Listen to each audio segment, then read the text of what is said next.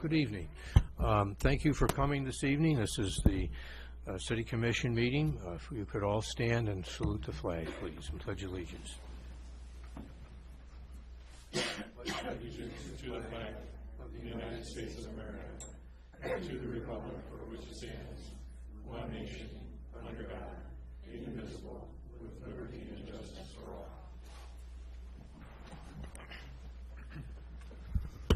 all. Mr. Clerk, welcome back after your illness. Appreciate you coming tonight. Could you please call the roll? Yes, Your Honor. Thank you. Commissioner Baldini. Here. Commissioner Kimbenzi. Here. Commissioner Connolly. Here. Commissioner Frazier. Here. Commissioner Reynolds. Here. Mayor Pro Tem Campana. Here. And Mayor Quinn. Here. Commissioners, are there any agenda changes that anyone wishes to have? Seeing none, a motion to approve the agenda as submitted. What? Is now the time to add to the agenda? Well, yes. Any agenda changes? That Okay. would be a change. I would like to add to the agenda a discussion of the City Commission proposed trip to Tennessee in April. Is there a second? Is there a second to that? I'll second that.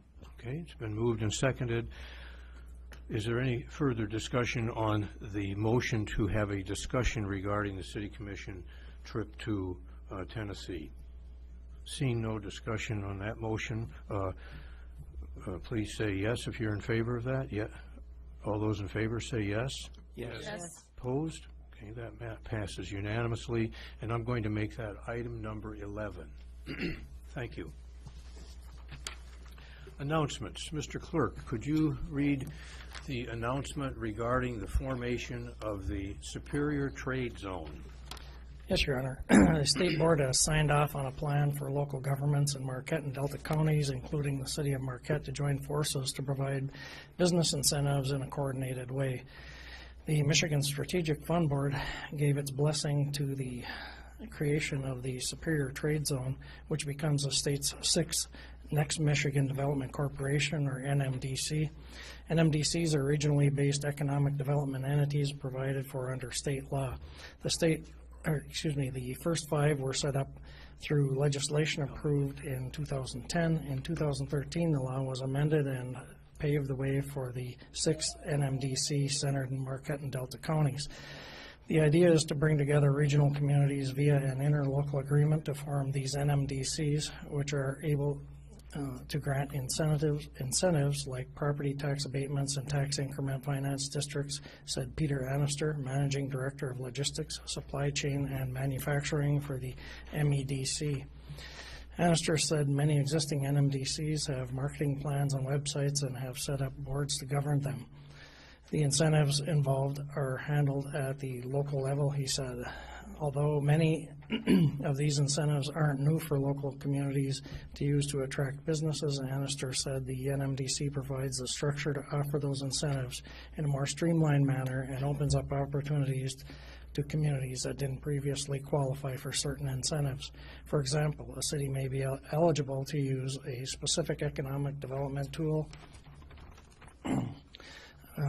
but other nearby communities may not qualify.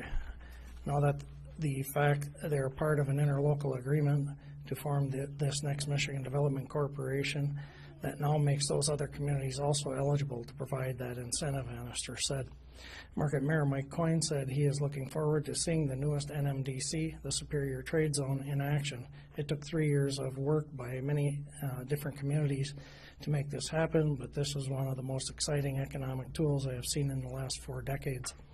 He said, if you take the time to see the kind of impact these zones have had downstate, it's obvious that this has great potential, not just for Marquette and Delta counties, but for the entire Upper Peninsula. The Superior Trade Zone will include 16 communities in the Upper Peninsula, including the cities of Marquette and Escanaba, as well as Delta and Marquette counties. Representative John Kevela, Democrat of Marquette, who sponsored the House legislation paving the way for the UP NMDC, was at the MSF meeting in support. Annister said state funding isn't involved in setting these entities up. Asked about what difference these NMDCs make for communities for cooperating on economic development, Annister said it provides a structure for that collaboration in state authorized statute.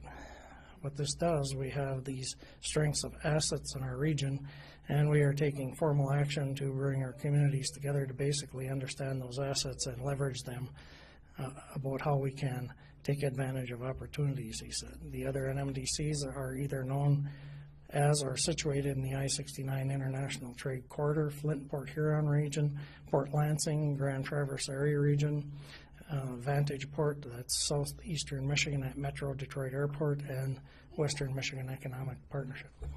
Thank you. We have one more announcement, but I'm going to ask for a motion to approve the agenda. I got sidetracked with the addition, and I forgot to ask for a motion to approve the agenda. Is there such a motion? Commissioner Reynolds? So moved. Commissioner Connolly? Second. Any discussion? Seeing no further discussion, all those in favor say yes, please. Yes. Yes. Opposed? Okay, the motion is now, the agenda is now adopted. The last announcement is Mr. Jeremy Defoe. Could you come up to the speaker's platform here? Jeremy, hello? Could you come up to the speaker? Jason, excuse me.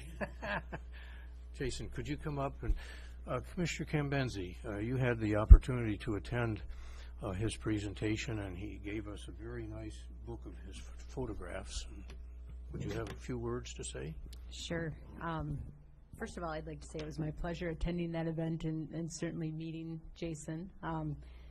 And along with Commissioner Baldini, we got to see his amazing photographs that he actually has been taking for quite some time, documenting the residents in Finland and their migration here to the United States. So it was, even though the photographs were modern, I really enjoyed reading about the research he's done, and particularly why a lot of Finnish immigrants came to this area, which was that they were used to cold weather, they could work long hours, and it was a great fit for logging and mining. And so that's how a lot of our ancestors ended up here. With that, he learned about the sister city relationship, and I believe made a connection coming here after spending some time in Kayani. So he's helping us connect with our sister city even more. And if anyone saw his exhibit, it was truly spectacular. Makes me realize where I get my love of coffee from. So many Finnish people love it too. So I'd like to thank you for doing that, for coming here, and hopefully you can say a few words. Yeah. Jason, thank you again. This is a beautiful book, and you wrote in it a note to us that you've come 4,033 miles from Kiani, where you live, and by a Finnish bus, 2 Norwegian planes, 2 American buses, and 1 American car. And it's a pleasure to have you as our guest in this city, and if you have some words you'd like to say, please. Sure. Yeah, much appreciated.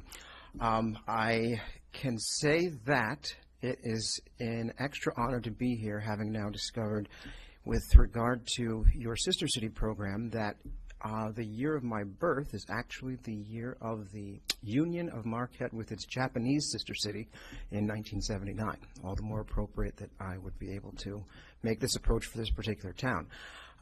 In the course of my 8 years exhibiting my photography, I've actually had the occasion to draw some form of connection between 3 American and Finnish sister cities, Marquette, Kayani being the third pair. And it's been it's been a lovely excuse to see 3 beautiful towns on both sides of the Atlantic that I might not otherwise have set foot in. And with regard to Marquette itself, Marquette landed on my radar because it exists in this very, very Finnish zone of the United States. And the exhibition that I have just wrapped up at Northern Michigan University was themed about, as Commissioner Cambenzi mentioned, the relationship between Finnish migrants and the Americans that they have become, more or less, over the course of the last 150 years. In any case, every time I go to another set of sister cities, I always make an effort to find some kind of link between them if I can. And I always explore on foot, explore in a car, whatever it is I can do. And with regard to Marquette and Kajaani, I was lucky enough on arrival in Kajaani to have occasion to take a laptop with some work I needed to do to a local bar. You'll know where this is going in a moment. But this was well before happy hour. This was 3-4 p.m. I was certainly not there to toast the day away early. I was there with a laptop. I work as, in addition to my photography work, I edit a magazine for the European Union art scene. In any case, I finished my work circa, let's say, 6:30, was contemplating getting up to get going, and sure enough, a set of, let's say, 35 people slowly spills in over the course of about 15 minutes.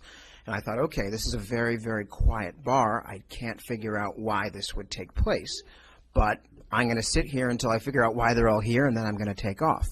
And then slowly it became clear that they were in town they were in that particular bar for their Wednesday trivia competition that takes place every Wednesday. And sure enough, I flashed back to my first, and at that time only, visit to Marquette, where also on Wednesday, a bar by the name of Doghouse Pub, one of them, in any case, also happens to have trivia every Wednesday. And whereas I was not able to be of much assistance to those who were in the trivia competition in Marquette, when it came time to participate more or less against my will in this trivia competition in Kajaani, I was sitting beside people who wanted the booth that I was in, and I start to hear the person reading off questions in Finnish, and Finnish is a language which I'm still working with, but I understand very little of. So in the place of Finnish, for this very quick example, I will use the term blah, blah, blah where Finnish is concerned. So out of the caller's mouth, the trivia caller's mouth, come the words blah, blah, blah, blah, blah, blah, blah, blah, blah, Marshall Bruce Mathers, blah, blah, blah, blah, blah. I stopped and thought, okay, I think they're asking a trivia question about Eminem. Marshall Bruce Mathers is Eminem's real name. So I lean across the table to the trivia team that has surrounded me, and I say, Eminem. And then they confer a little bit, and then one of them goes, yes, Marshall Bruce Mathers, native of this great state of Michigan, is indeed Eminem. And sure enough, they put Eminem on their answer card, and I didn't, with not having understood the question, I got them another point. And then another couple of questions goes by connected to Finnish culture, and I then hear another blah, blah, blah, blah, blah, Goodfellas, blah, blah, blah, blah, blah, Martin Scorsese, blah, blah, blah, blah, blah, Academy Awards. Okay. I'll bet they're referring to the fact that Martin Scorsese did not win the Best Picture Oscar for Goodfellas, but he did win it for a later film. I lean into the team next to me, the team that surrounded me, and I lean in and say, The Departed, 2006.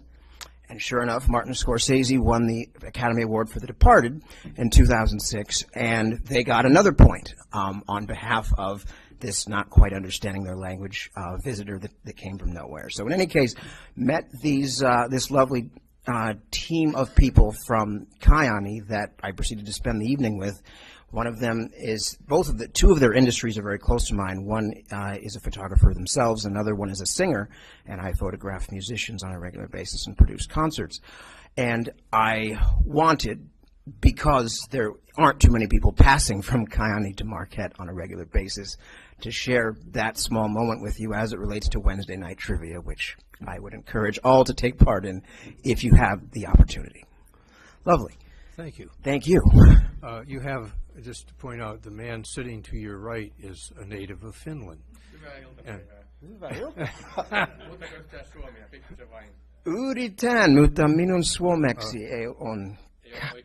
Okay, I'm sorry I Come on. started this. Okay, we need to get on with the meeting. He asked me how strong my finish was. I replied that my finish is not worth getting into at this point, but in any case, lovely surprise. Well, thank you very much. And please extend when you go home our well wishes to the mayor and the commission there, and appreciate very much your gift and your remarks. I will. Appreciate the invitation. Thank you. All right. Now, as kind of serendipitous, Ms. Pickens, if you could come up with your little friend there, if you'd like.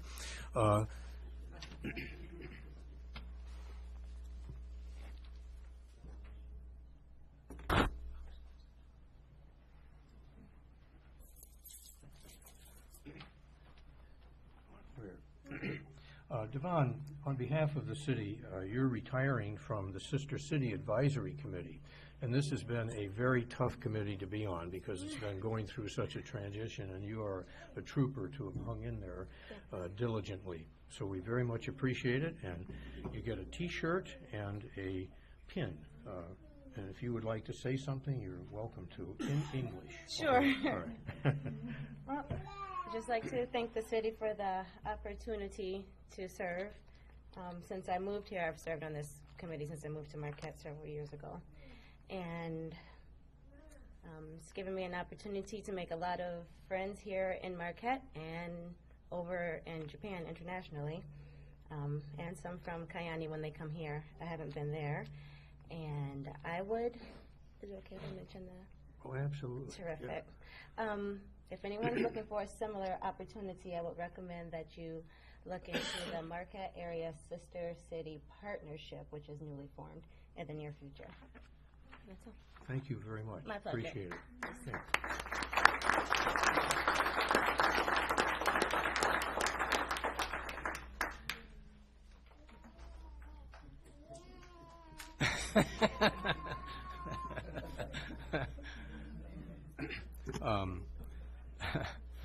The next item is reappointments of Terry Shapansky to the Presque Isle Park Advisory Committee for a term ending April 1st, 2018, and Elizabeth Drum to the Presque Isle Park Advisory Committee for a term ending April 1st, 2018. Is there a motion regarding that? You could certainly make a motion to include both of them. I make a motion to reappoint Terry Shapinsky and Elizabeth Drum to the Presque Isle Advisory Committee. Is there support? Commissioner Campana. Any discussion? All right, any discussion? Seeing none, all those in favor, please say yes. Yes. Okay, opposed? That motion passes unanimously. Next, I'm going to open a public hearing on ordinance number 623. Mr. Clerk, could you read the data with Yes, public Your Honor. hearing? Background, a business owner in Marquette Township submitted a request to the Planning Commission to consider the adoption of an ordinance to support the tourist-oriented design signs program. The program is one of two programs for destination signing that is managed by the Michigan Department of Transportation. MDOT has detailed regulations for size placement and currently allows for up to 4 businesses on one sign assembly indicating the name of the business, direction, and mileage. The applicant pays for the signs, and the signs are installed by MDOT or its contractors. The current sign ordinance allows for signs to be placed in the right-of-way only by authorized government agencies. However, Michigan Public Act 299 of 1996, Section 247.403 requires a municipality to have an ordinance that specifically permits tourist-oriented design signs, and the city of Marquette does not have such an ordinance. The Planning Commission reviewed this request at their January 6, 2015 meeting and unanimously passed the following recommendation.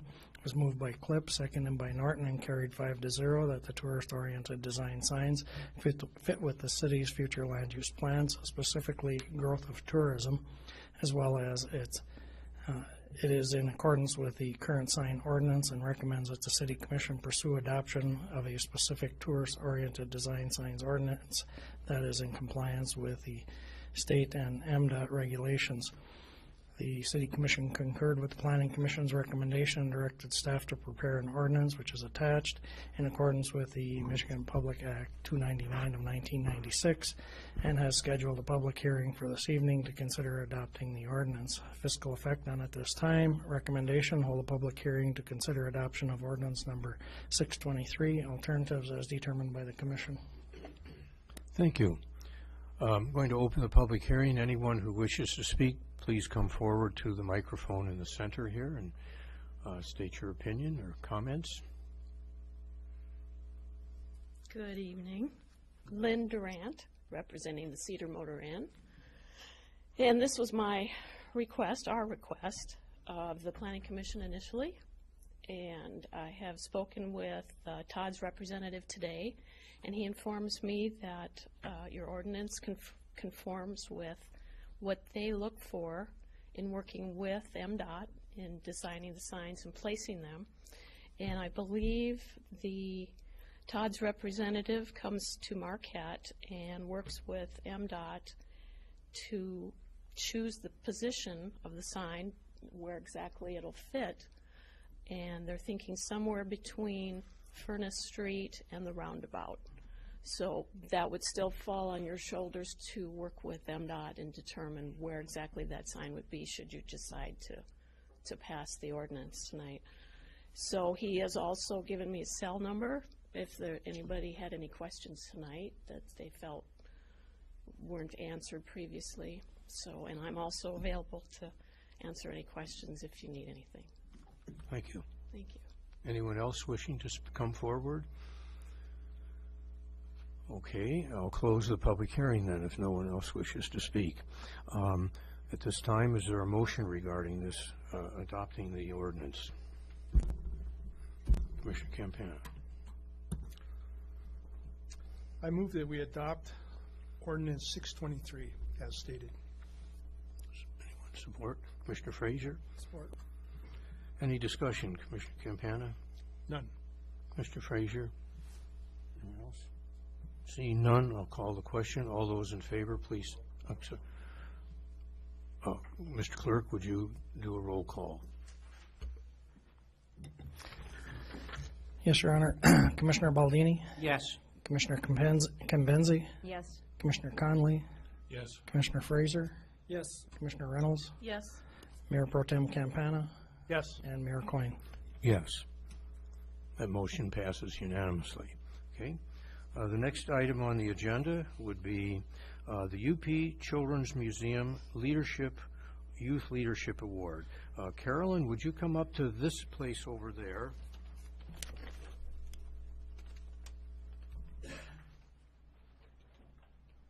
Carolyn, you can stand right here next to me so people can see you on TV. And we always love doing this because we hear such great things about you from that guy over there. And Jim, could you tell us a little bit about what Carolyn has got? Is that a cupcake? Well, no, yes, it is. It's not for you, it's for Carolyn. And it's courtesy of Commissioner Reynolds as a gift for congratulating you, okay? Isn't that nice? It's not for Jim. Don't let Jim put it over here. Okay, Jim. We're in our 15th year of doing what we do best in our city, and that's to praise and celebrate youth. And I'm reminded that 23 years ago, children Carolyn's age were designing the museum. And it was a wreck. It was a warehouse. And now it's what it is. And we're still praising 9-year-olds. And Carolyn's a homeschooled young lady who's been coming into the museum every Wednesday or Thursday for a year or so. And she runs the place. But she wants to tell you what she does, what she likes doing best. Well, great.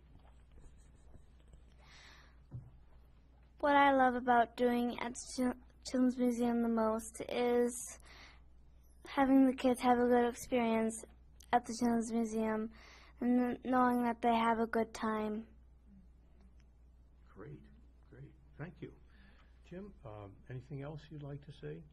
Well, you can take this this is recognizing your great achievement, and you get one cupcake, but don't give it to Jim. Okay? Thank you. Thank you very much. Good job. Good job.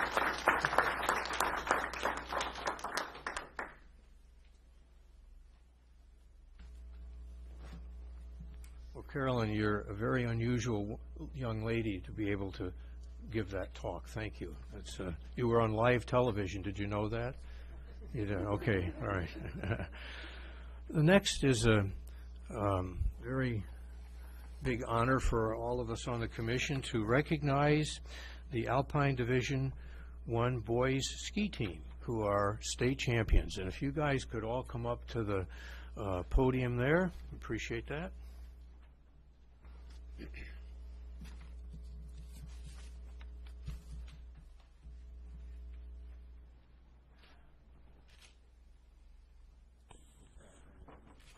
Marty, could you come up and stand next to me, and maybe you could help me out here. If you could first I'd like to say a word or two. I want to congratulate you on behalf of the commission and particularly on behalf of all the people in Marquette. Dave Campana and I are both, even though we're like old, really avid downhill skiers, and I've experienced what you have gone through probably 30 years ago. It's falling apart.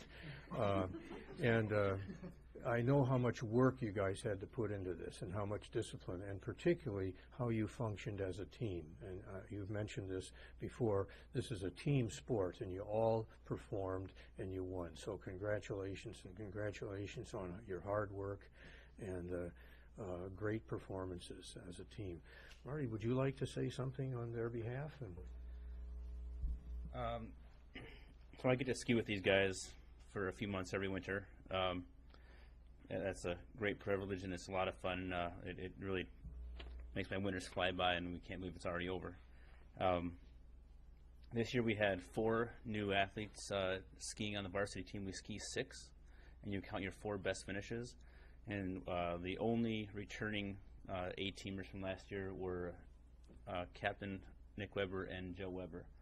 And Joe's coming back again next year as a senior. So 3 years in a row. Nick was on all 3. Assistant coach Matt Anderson was on 2 of those, and he coached the 3rd one. And Joe was on one of those as well. So they got quite a legacy going, and we have high expectations for next year. So, thank you. If you could read their names, I have certificates of achievement from the city, and I'd like to pass those out to you. So, Merrick Horst, senior. Congratulations. Thank you. I see Travis is not here tonight. All right. Nathan's not here tonight. Okay.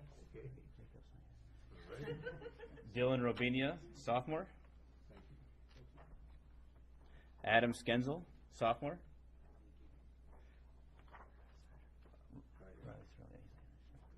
Drew Thomas, freshman. Joe Weber, junior. Nick Weber, senior, team captain. I have, I'll give you these so you can give awards to you guys, and we have one for you 2 coaches, too. Again, thank you very much. We're very proud of you, and great job. And, you know, you just add to UP power. I know the thrill of going down there and beating all those rich kids from Traverse City and all those guys. That's wonderful, isn't it? Yeah, so congratulations, guys.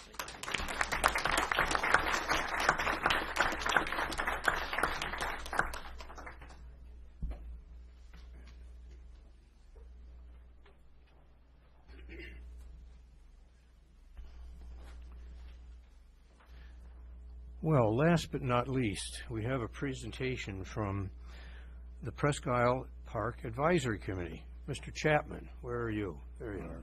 Thank you for coming tonight, and we look forward to your usual brief presentation. Thank you, Mr. Mayor. I'll try and be brief. Those are 2 tough acts to follow, by the way. Yeah. I'm here tonight to give you an annual report on the Presque Isle Park Advisory Committee, and my remarks are going to cover basically the last 12 months. See if this works. Yes. By way of background, we have a committee of 11 members. You see their names on the screen. I've been really privileged to work with this bunch. This is a very, very good group of people. All of our members are interested in one and one thing only, and that's Presque Isle Park. We don't get cluttered up with other personal agendas, and that makes it much easier to work with this group. We have worked over the past few years to try and not exactly recruit new members, but to kind of vet new members and get people on the committee that you people, of course, appoint finally, that are interested in Presque Isle and have only one agenda, and that's Presque Isle Park. And we think that's paid off with the members that we have. The purpose and goals of the committee are pretty standard. The committee was established in 1993 to advise the commission, and your mayor every once in a while reminds me that we advise you. We don't tell you what we're going to do, we advise you. And I'm finally learning that, Mr. Mayor. So we advise and we review and develop recommendations impacting the island. We study the vitality of ecosystems on the island, and we recruit and organize volunteer groups to improve facilities and opportunities at the park. In terms of accomplishments for the past year, let me just run through what we see as the more significant accomplishments. The committee has been concerned about some serious erosion problems in the Black Rocks area at the park, and in order to attempt to combat that erosion, we suggested placing some boulders at the Black Rocks parking area to control that erosion. I'll show you some pictures of that later in the presentation. The work was done by Public Works staff, and we're hopeful that those boulders will limit the traffic out there that has been causing some major erosion. The committee created and submitted a park land use recommendation to the Parks and Recreation Advisory Board. The committee advised the Public Works staff about the need for repair of the barbecue grill at the pavilion. You may know the pavilion is a very busy place at the island. It's a very popular facility there and is rented on many, many occasions and provides a fairly good income flow from fees for rentals. And the grill was falling apart. The grills were just deteriorating from use. So Public Works did a really nice job of repairing the grill surface, and that picture at the bottom of the presentation right there shows the new grill, and they did a very nice job with that. We continue to monitor and report island graffiti, and unfortunately we see more and more of that these days, but we found that when we report that to the Parks and Rec people, they get with the city staff, and we're able to get graffiti either removed or covered up quite quickly. So that's been, I think, a good service provided by the city staff. We've continued to maintain a full and enthusiastic membership of the Presque Isle Park Advisory Committee. We continue to support the Presque Isle Park Inclusive Playground Project, which is now in its funding stage. We have suggested the harvesting of love locks from the island observation platform fencing.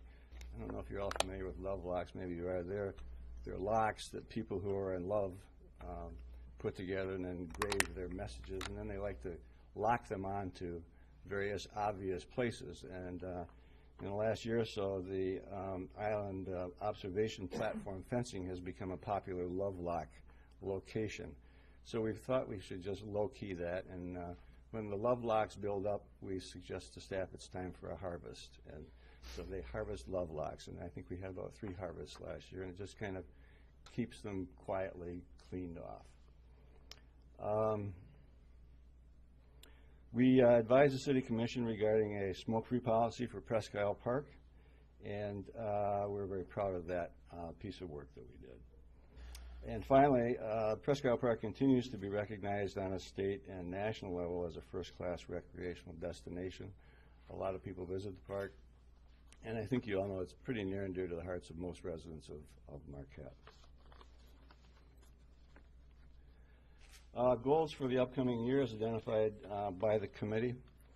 The committee wants to monitor and support the Inclusive Playground Project. We're supporting and encouraging further implementation of the Black Rocks access area erosion control as needed. If the boulders that we put in there don't do the job for resolving that erosion problem, we'll look at additional options to try and remediate that problem. We also on the subject of erosion are supporting the mediation of some sand erosion behind the caretaker's dwelling. That sand tends to blow in off the lake there and keep filling up things behind the caretaker's house. So we're working with the Superior Watershed Partnership Act to try and do something about that erosion. The committee has encouraged funding to replace the band shell benches at the band shell on the island. I think those benches probably all qualify as antique. They're very old and in need of replacement. We are supporting implementation of the smoke-free Presque Isle Park ordinance, and the committee is ready to assist with that project as needed. We're thinking about identifying some additional locations and placement of points of interest signs at other park locations. We have a point of interest sign, I'll show you a picture of it in a few minutes, placed down by the break wall. It's an aerial view of the island, and it shows, as the name would suggest, points of interest. And we're suggesting that we might want to put additional signs perhaps at Sunset Point and at the pavilion. We want to strongly encourage in the upcoming year, and you'll hear more about this from the committee, the rehabilitation and maintenance of the road and parking area that cuts between Peter White Drives and serves the band shell and picnic areas. I don't know how many of you have noticed this, but when we get much rain, that whole area is kind of like a bottomless pit, and the City Works people work pretty hard at bringing dirt in and grading it, but as soon as it rains again, it's got potholes in there and you can barely get a vehicle through it sometimes. So we're going to encourage some assessment of what needs to be done to try and improve that road and that parking area. We're going to continue to encourage a full complement of members of the Presque Isle Park Advisory Committee. I was pleased to see that you confirmed the reinstatement of 2 of our members tonight. And finally, this may seem minor too, but we're going to encourage funding of new chairs at the pavilion. The chairs at the pavilion, again, it's a popular spot on the island, are old folding steel chairs. And they're just fine for about 3 minutes, and then they're like instruments of torture. They're really uncomfortable. We've identified what we think would be a suitable replacement for those chairs, and you're going to hear about that in the coming year, I think, in terms of some funding for that effort. So those are our goals. Opportunities. This coming year presents a number of opportunities for the committee, and I just want to highlight 3 of them. The first one is that the committee strongly supports the Commission's Committee Review Subcommittee's recommendations of October 2014, which include a revision to the city charter allowing city employees that work less than 100 hours per year to serve concurrently on a city committee. The current city charter prevents that, and this came to our attention last year because we lost a very good member because she worked city elections 3 days a year. That was all she worked for the city. But that required, the fact that she did that required her to resign from the committee. And I think I know we've lost a very good member because of that, and I would hope that we could do something, that you could do something about revising the charter to allow us a little more flexibility there. I know it's hard to get volunteers these days for some of these committees, and it seems to me it would be good to make it as easy to get members, qualified members on committees as possible. Second, the committee suggests a careful assessment of shore erosion in the Sunset Point area and south along the western shore of the island. Given our high Lake Superior levels, we're seeing more and more erosion along that shore. Quite a few years ago, there was a major project to identify solutions to erosion around the island, and some effort, quite a bit of effort, was put into solving erosion problems at the south end of the west shore, but that was as far as funding went, and so I think we need to look at some of the erosion problems further up the shore on the west, up the shore on the west shore. Finally, the committee recommends the support of groups interested in conducting wildlife, forestry, and historical studies in Presque Isle Park. I think there are opportunities there for NMU students and high school students and perhaps other groups in the community to study various aspects of wildlife forestry and history on the island, and perhaps learn more about the island and acquaint citizens with other interesting things about the island. So we would support those kinds of activities at the park. Here's a couple of shots of erosion. The large picture on the left is the Black Rocks erosion site. It's on the parking lot side of the Black Rocks, and it's basically appears to be caused by a lot of human traffic going down that slope from the Black Rocks on top down into the parking lot. And we've placed the city has placed those two large boulders at the base of this slope, and hopefully that's going to discourage people from using that. If we require additional methods of discouragement, we'll have to look at that and make some recommendations to you people. The small picture is up towards Sunset Point. Was taken this winter and shows some erosion by the lake from the lake shore and originally the land extended out towards the lake from that log, which is on the parking area, and now as you can see, the erosion has crept in and is under the log and creeping into the parking lot. So that needs some attention. This is the points of interest sign that we have at by the break wall, and that's the signage that I suggested earlier that we might want to look at placing at Sunset Point and perhaps at the pavilion, just to orient park users as to what's out there and where they are. Questions. Before we do questions, I just want to make a couple of comments. The committee has gotten really good support from the Parks and Recreation Department, Carl Zuger's people. John Swenson is our staff liaison person, and John has been very good at guiding us and keeping us focused, and also getting resources for us when we need them. And another Parks and Rec person that has been helpful is Andrew McIver, who has done some of the picture work that you saw on this PowerPoint that ordinarily doesn't come with the standard PowerPoint presentation stuff. So we're very grateful for the assistance that we get from your staff, Carl. Thank you. Questions? Is my time up? Probably my time is up. No. You did very well. Thank you. Commissioners, do you have any questions? Kim Benzie. First, I'd just like to thank you for your service, and certainly the committee. It's one that we don't have to go out and seek volunteers often, so we must be doing a great job, and we're getting quality people on there. A quick question. A lot of people don't know that Olmsted was the architect of our fine park, as he was in Central Park in New York. When you talk about historical signs or points of interest, has there been any discussion about maybe by the pavilion or on the pavilion, maybe some history of, our founding fathers and Peter White and the gift to our city and how that came about? No, there hasn't been by the committee. That's a very good idea. One of the things that I've done since I've been chair of the committee, however, is to make available to all the committee members John Anderton, who is recently deceased, his book on Presque Isle, which covers the history of the island, and it's a very informative little booklet about Presque Isle Park, and I'm sure there's material in that book that we could key on to do something exactly like what you're suggesting, and I'll pass that along to the committee. It's a good idea. Two more things, I guess. I'm just pleased that you're hitting on, one, the road in front of the band shell, as well as the new chairs and benches and that. And I believe the city did get a grant or some money for some of the benches.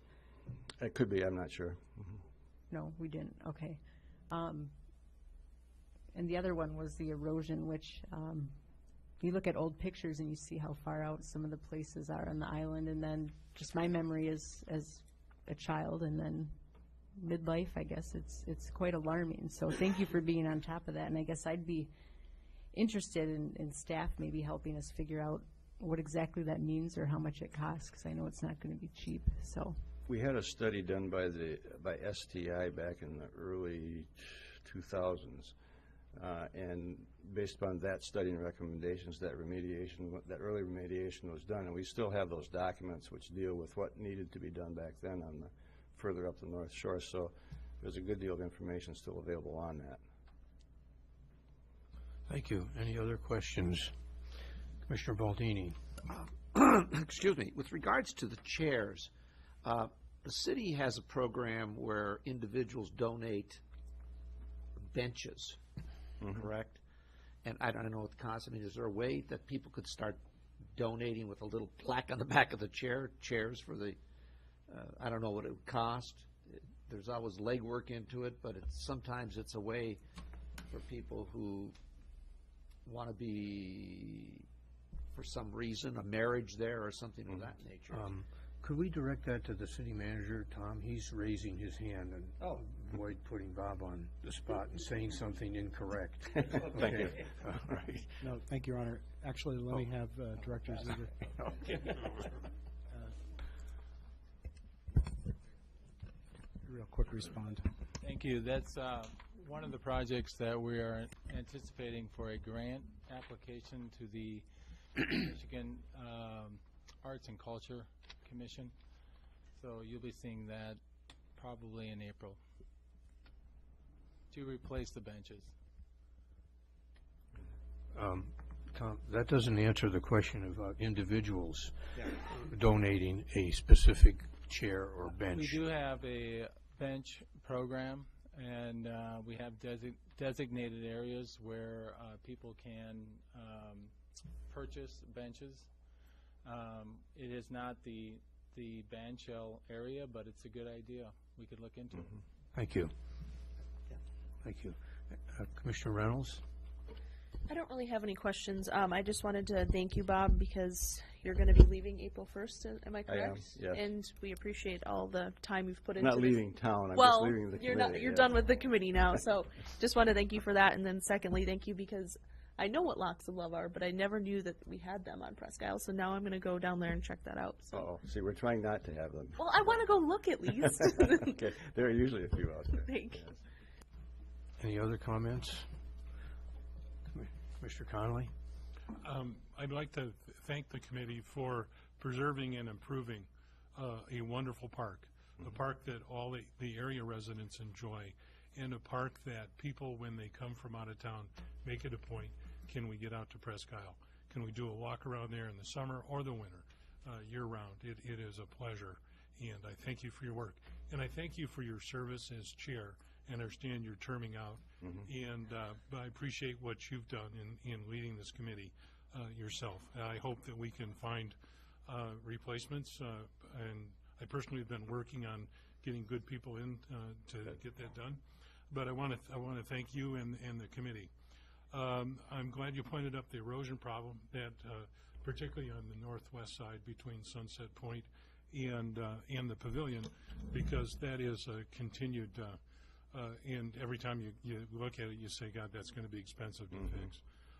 But I think we're going to have to deal with it as long as if we want to keep that road open, which is really important. Thank you for taking care of the love locks. It's a worldwide problem, by the way. I know. Other countries. It's a big problem in France. It started in Europe, yes. And it's spread there, and it really is not very attractive. And thanks. I should take my bolt cutters every time I do a hike there. I have a question about a lot of us use that point right by the former caretaker's house where the watershed project is as a kayak launching site. Have there been any thoughts about formalizing maybe the parking, organizing that just a little bit more to use that as more of a formal launching point? There have not. The major concern has just been erosion control there. But part of the need for erosion control is to enable access to that area with vehicles. And if it gets filled up with sand, it's hard to get down in there. But no, that might be a good project for the committee to look at, and we need some expert advice in terms of. It's one of the safest points to launch into Lake Superior, a kayak. It's much better than launching on the other side of Presque Isle into the marina area or even at the mouth of the Dead River, because you can safely negotiate out into the waves, or if the waves are too high, safely get back to shore. So I would just suggest continuing to look at that. I know that won't be your role, but thank you for considering that. And Sure. again, thank you. I'll pass it and your along. committee. Thank you. Commissioner Campana. Bob, just like to say that you've been a good leader of a good group. You've done a lot for Presque Isle. It's a gem of a park, and as was mentioned earlier, it's a place where everybody, especially in the summer, wants to go and drive around. So it's you've kept it up to high standards. I'm sure as you leave, they'll continue to be that way. But you should have pride in that you've done well there. I do have a question for you on the tennis court that's there. One or two. I think there's 2 courts there. Is there a future for those courts, or are they long gone? I would almost have to defer. No. As you know, those courts are used for storage right now. And I'm not a tennis player, but it's... Could I ask staff to answer that question, perhaps? Carl? Certainly. They were decommissioned 2 master plans ago. I think at the time it was considered they weren't getting a great deal of use. It's typically cold, windy at that location, and so they were decommissioned, and they're sort of a staging area for surplus maintenance materials that we need for the island.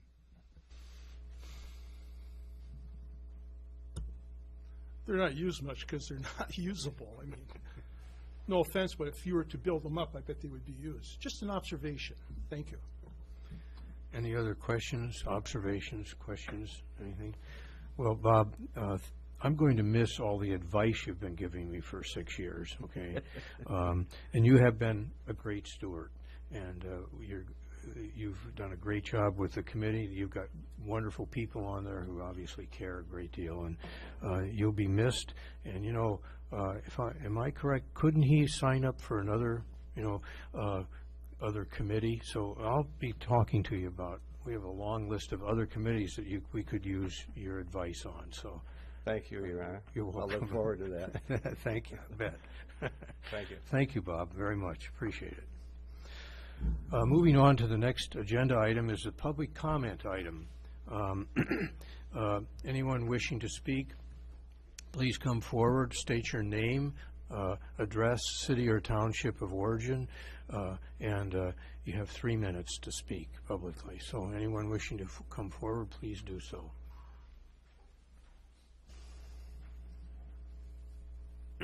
Hi, Kelly Drake Woodward, 951 Highland Drive, Chocolate Township, representing the Upper Peninsula Community Rowing Club.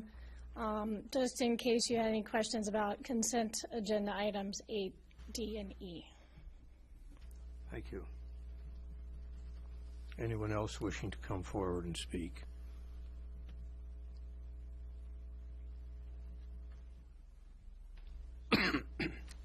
Frank Jeff Ferrito, 350 East Ridge, Marquette. These are my opinions. March 9th, you failed again to turn on this microphone for the first 2 public speakers. This problem is so recurrent that the clerk is asked to use a checklist to assure the proper preparation of this chamber. Whether our comments are captured may mean little to you, but it means a lot to some of us. The same night, a woman complained about 7 parking spots that this board awarded to the rowers and how your special treatment of them will congest traffic, while the rest of us endeavor to use one of the few public spaces. Her complaint supports my claim that the club went overboard on the new site after opponents of the wooded site threatened to sue you. To date, you've ignored the idea of building a new dock just south of Cinder Pond Marina. You only considered the hardship of negotiating the sculls within the current confines. You also gave the women an extra 25 seconds. Please tell us how much extra time you allow to assure we're all afforded the same opportunity. Residents asked me to suggest that you mandate DLP to sign an agreement to either guarantee a specific reuse or demolition of the existing campus before approving their new facility. We're trying to avoid another orphanage situation. Too many of us feel you've given DLP a green light by approving their use of the Roundhouse site prior to determining a reuse plan, wetland reciprocation, or a plot for a new service center. On neither February 23rd nor March 9th did one of you address the Sunday library closings, even after your March 9th reminder. Vita spoke at length about the tribunal, but not our most immediate concern, which is the despicable loss of our Sunday hours. You obviously set our budget based on funds that existed at the time, so it's no longer properly prioritized. You're asked again to amend your budget by trimming less important items instead of our heavily used library hours. Possibilities include the motor pool, the arena, parking lots, unused plowing funds, tourist park upgrades, and finding people for currently unenforced code violations. Should the tribunal decide in favor of that egregious Upper Harbor power plant, you'll threaten our Monday hours as well, along with staff positions.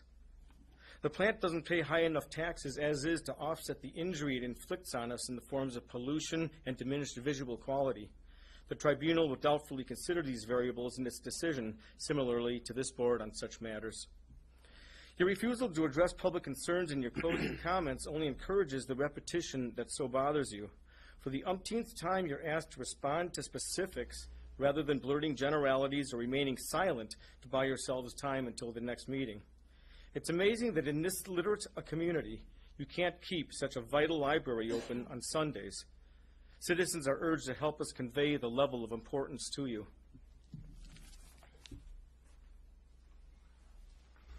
Anyone else wishing to come forward? Hyvää iltaa, naiset ja miehet. Minä olen Jorma Lankinen, 8 Marquette Drive, here in Marquette. What an incredible community we live in. I've had the distinct pleasure of being in Kajaani, Finland many times with the sister cities. I have the keys for the host families in Finland. They have my keys for our house in America. I had the distinct pleasure to come into this country in 1961.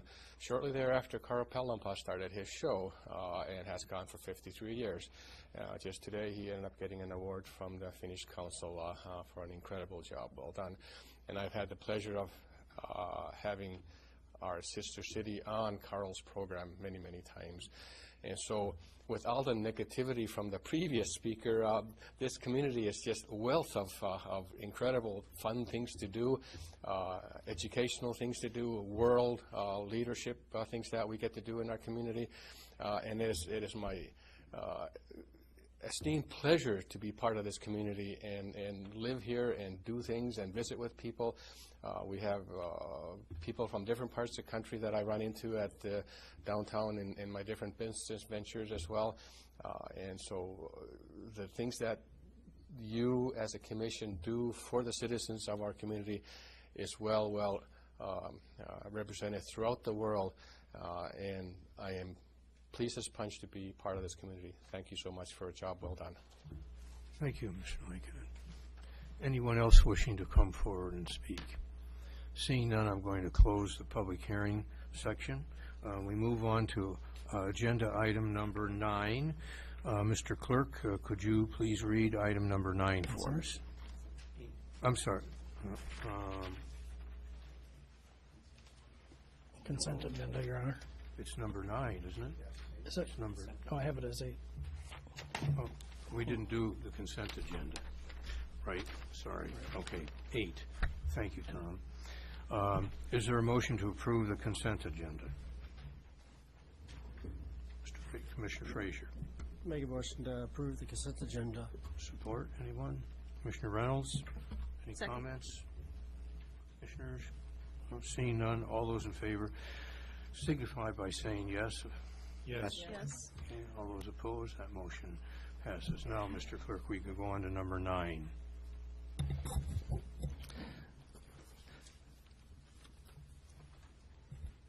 Yes, Your Honor. This is a scope of professional services modification for the City of Marquette traffic study. Background: the current agreement with the Lundin Mining Corporation includes traffic and safety upgrades to County Road 550, Sugarloaf Avenue, and Wright Street corridor west to the city limits. To better assess and address the concerns for vehicular, pedestrian, and bicycle traffic, a study will be conducted along this corridor by DLZ, the consulting firm currently under contract to conduct transportation planning for the city. Working closely with city staff and other stakeholders, a comprehensive report will be created not only to evaluate the deficiencies, but provide possible mitigation options for safety, street treatments, and pedestrian access. Fiscal effect, the proposed cost from DLZ Michigan Incorporated is $43,000. Sufficient funds as provided by Lundin Mining Corporation are currently available for this budget item. Recommendation, approve a scope of services modification for the City of Marquette traffic study with DLZ Michigan Incorporated, alternatives as determined by the Commission. Thank you. Is there a motion regarding this? Mr. Kimbenzi? Could I make a motion just to extend the rules to have maybe staff just explain the 43,000 and then how this is going to, I guess, unfold? Mr. Vida, could you explain the question? Actually, I have Director Goodman here who I'd like to ask, or excuse me, Director Stackwitz who I'd like to ask to speak to this. The 43,000 covers the scope of services provided, which is outlined somewhat in detail in here. Even though the cost seems a little bit high, there's actually quite a bit of savings in there because they've done a lot of work for us in the city already, and we're providing or have provided a lot of data to them for that corridor. The first task is going to be data collection. They'll be analyzing crash data, most of the recent trends over approximately a 5-year period. They'll be looking at also including in the data collection some projections for relocation of municipal service center. As it is now, that is the preferred site, is located along that corridor, so it's important to not only collect data but also project that as well.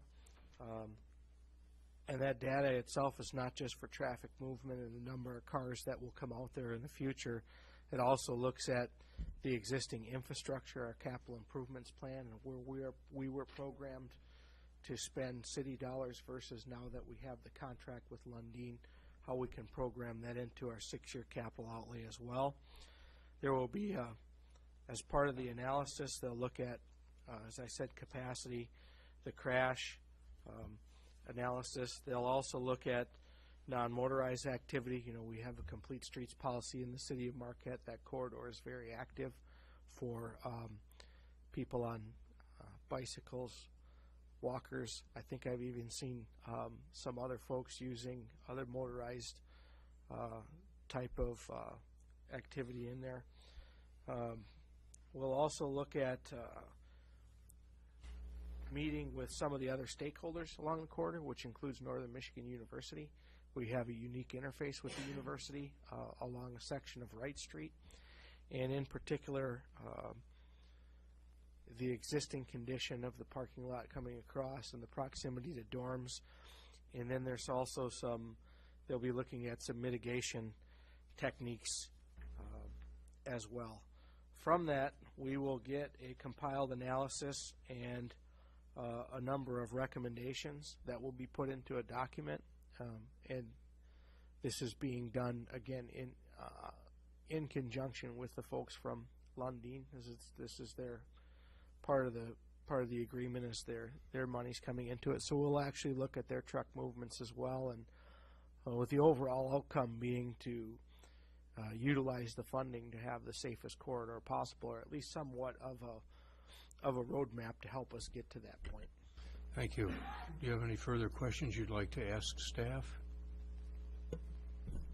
We established 2 funds with Lundin. One was safety and one was specifically for road improvements. I guess seeing how bad the corridor road is right now, will this get taken out of the safety fund, or will it get taken out of the actual? Honestly, I can't answer that. That would be a question for our CFO. Let me take a stab. The repair and maintenance of the road will come out of the repair and maintenance fund, and the safety study will come out of the safety funding. So this study would come out of the $200,000 a year that we get for the safety funding. Thank you. That's my preference, so I'm glad to hear that. Is there a motion regarding this? Commissioner Baldini. I will move that we approve the scope of service modification for the City of Marquette traffic study with DLC. Is there support? Commissioner Reynolds? Second. It's, Commissioner Baldini, any comments? No, I think I appreciate the fact that we're being proactive. We know that change is coming, and we're trying to anticipate some of that, so we're ready for it. And I think this will hopefully will get us that type of information. Commissioner Reynolds? Nothing further. Glad Commissioner Kimbenzi brought up that point. Okay. Any other questions, discussion? Commissioner Kimbenzi? Just one other question. I guess I'll mention this now. Community members have asked me, they seem to think more than 4 trucks per hour are rolling through there. And I think that's kind of what we were basing our assumption on when we worked out this agreement in terms of how many trucks per hour are actually using the road. Do we have any data or?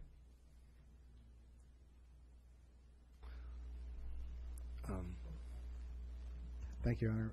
Actually, that's the first task I think Dennis mentioned that we're going to put together under the baseline. It's been different from a seasonal perspective. They've had, in our monthly meetings with them, they've been explaining some of the challenges they've had with startup. I know that the Commission and many members of the community have reached out and shared their concern about the safety of these trucks with the accidents that they've had with people running into the back ends of them in degraded weather conditions, nighttime conditions, of course some driver challenges with wildlife in the area, things like that. So they've started ramping up their production in November. They've had an inconsistent period during the winter for a baseline. They're getting ready to now drive in more or less stable road conditions in the spring. There are load limits on the roads now, so they're going to be impacted by that for a little bit. So I don't think we've had a consistent baseline where we could give you a standing average. But as I said, that's going to be the first thing that we do under the study. Well, that's what this study is going to determine. That's why we're doing the study, so we have an answer for that rather than just impression. Okay. Any other comments? Seeing none, I'll call the question. All those in favor of the motion,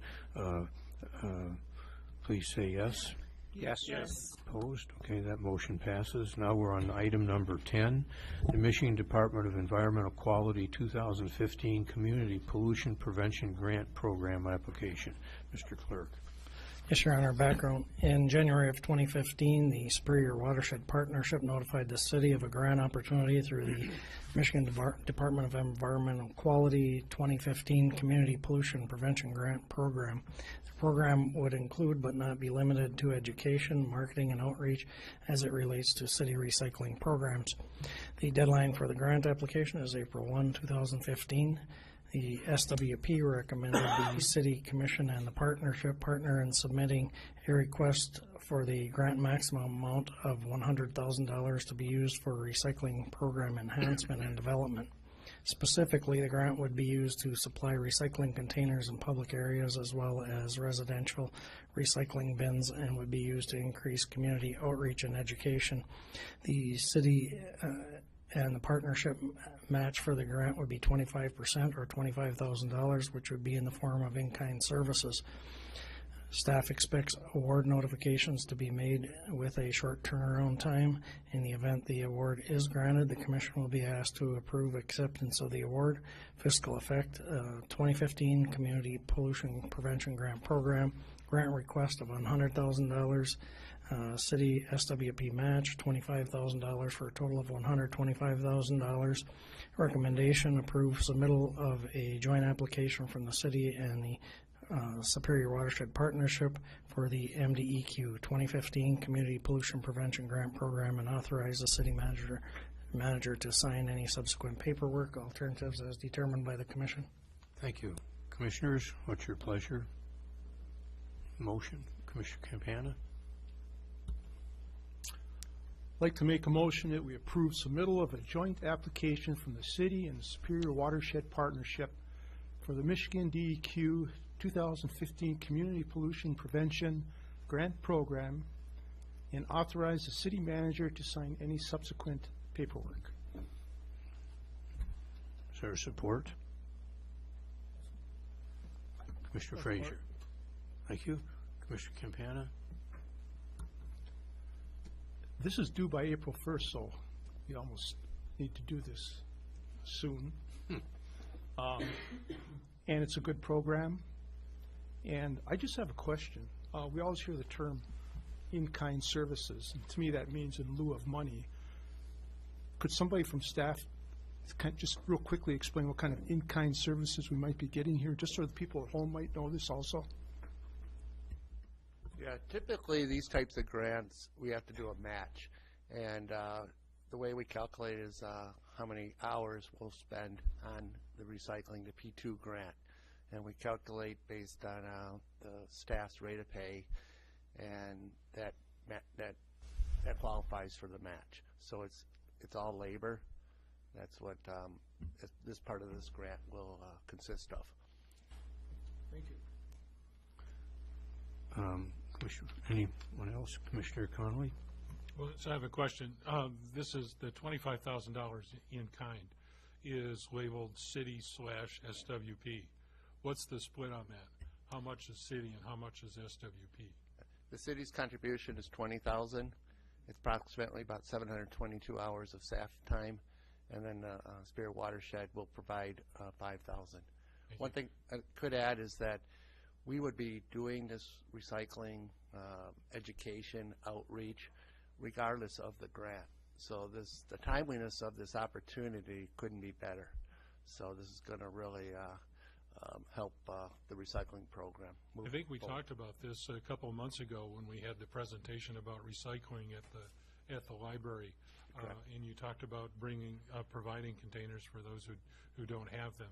I think, and somebody in the public, and it sounds like this is part of the grant, talked about putting recycling bins in the parks. So particularly after a festival, that we don't have to put so much in the landfill. So I think this is anything that we can do to encourage recycling by making it easier, educating our children, who will then educate us as adults about everything I know about recycling. I learn from my kids. So I think this is going to be a good thing. I am in favor of it. Any other remarks? Seeing none, I'll call the question. All those in favor of the motion, please say yes. Yes. Yes. Opposed? That motion carries unanimously. Next, we have item number 11, which is a discussion of the City Commission trip to Tennessee to visit Duke Life Point's team there. I think you made the addition, Commissioner Connolly. Any comments? Do we need a motion in order to discuss? No, the motion was to discuss it. So. Okay.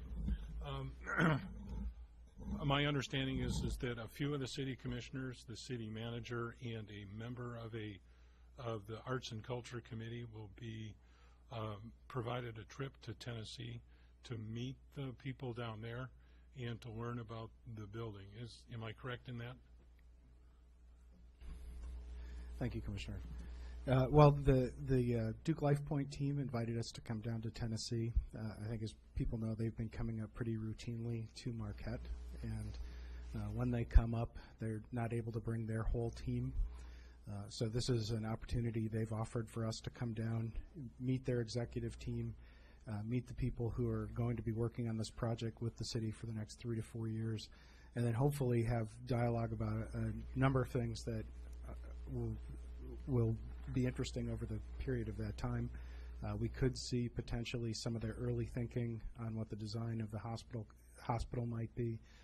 We could see some of their early thinking on what the replacement facilities might be. We could see some early thinking on their reuse potential for the old hospital. Could be a wide variety of things. The plan is to get an agenda from them by this Friday, where we can get the specific agenda items identified and get them out to the commission. So it seems to me that they have a hospital here, and we don't have a city down there. So I would expect that they would have come here to make this presentation, or in lieu of a trip, then doing it somewhat by telecommunication. Duke Life Point Hospital is expert at that because they practice telemedicine. And I'm somewhat concerned about the, not just the expense, I'm concerned about that, but I'm concerned about the non-public nature of this trip and the idea in my mind that this is an issue that the public is very concerned about. It will affect all of us in many different ways and needs to be done in the light of day in all ways. I also have, so I have concerns about the private nature of this trip. I have and since there's only 3 commissioners, I believe, that have signed up, we don't have to worry about the Open Meetings Act. But I don't think that a trip like this would be within the spirit of the Open Meetings Act, even if we meet the letter of it. So I have some concerns about that. I have some concerns about a member of an appointed committee going for his input. If he is, and this is nothing personal about the committee member that has been invited and will be reimbursed for this travel. If this person is representing the public, then the public should be involved in the entire process and not just one. If we must have a committee member to accompany the city commission, I believe that maybe one of the planning commissioners would be more appropriate than somebody with the arts, music, and culture committee. I'm just thinking the being an arts and culture doesn't make you an expert, give you expertise in engineering or architecture, or in hospital design for that matter. So I have concerns about reimbursing, particularly that member's cost, but I am concerned about the overall cost and the perception in the community of this being a closed session. Thank you. Any other commissioners wishing to speak? Commissioner Kimbenzi? I guess, can I ask our City Attorney Ron Keefe, that was one of my questions, how could the 7 of us get invited to a meeting down in Tennessee? I guess my first question was that it would violate the Open Meetings Act. Is that? Because it would depend on the purpose of the meeting. If you're down there to learn and gather information about what their plans are, and you're not making any decisions, you're not deliberating towards anything, then the Open Meetings Act doesn't come into play. It's really no different than if they come up here and meet with some of the commissioners when they come up on their jaunts up to Marquette. I don't see that as affecting the Open Meetings Act. I mean, we have a lot of meetings in private, which is the way they should be done with the LP, whether we're negotiating a labor or the purchase agreement or any other agreements that we have with them.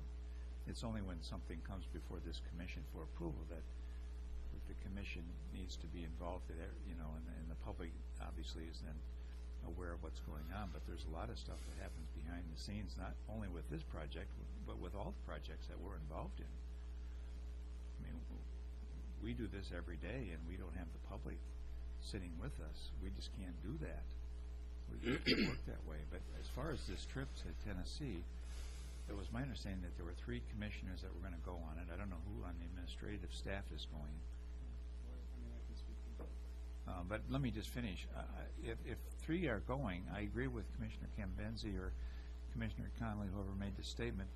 The idea is not to send less than a quorum to get around the Open Meetings Act, but my impression from what I heard of what this meeting is to find out what they're doing, not to make any decisions, not to deliberate in any way, but to really gather facts. And as the city manager said, they can't bring their whole staff up here for their meetings, and so this is an opportunity to find out who's on the other side and what they're doing, but not for the purpose of deciding anything or even deliberating towards a decision. At least that was my understanding.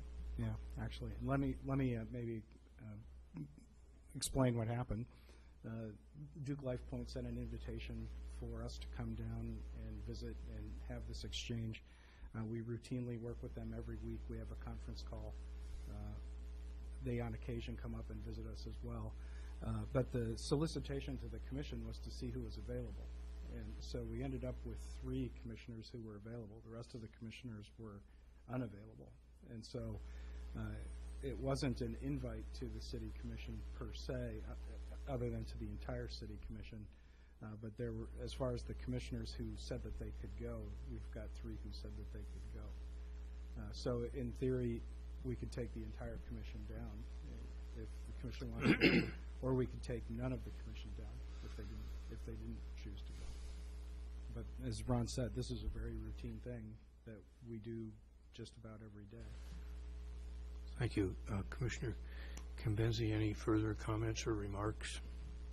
Well, I guess on this one, I do have to agree completely with Commissioner Conley. I just feel that the community has been waiting. I've been waiting, and I would prefer a meeting to take place here in front of the taxpayers to learn about it with us. And I know that some of it can't come out in public, but my fear is that certain commissioners have greater knowledge than others. Some know more facts than others. Some are in this meeting. Some, catch this information. Because it hasn't been public, because we haven't really had but one public meeting, I feel like commissioner knowledge on this project is all over the place. And I think what I'm finding in the community is that people are getting angry, and they're making their own assumptions about everything going on, and it's certainly making me uncomfortable. So whether this is just to go down and talk about design or meet their team, I guess for the record, I'll be voting no on this, and I'd like my no vote to simply suggest that they come here and we do it publicly. Thank you. There is no motion. We're still discussing, so you can't vote yet. Commissioner Frazier.